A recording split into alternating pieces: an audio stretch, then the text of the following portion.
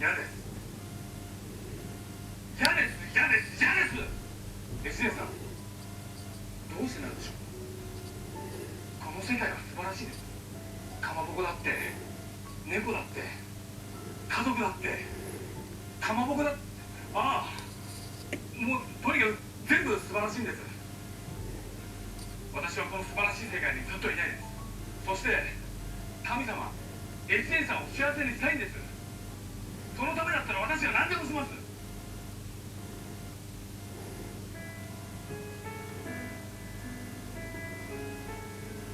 お願いします、神様。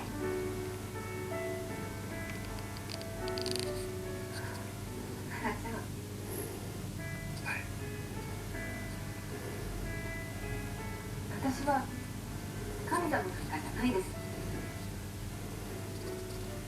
ただの人間だし、何の力もないの。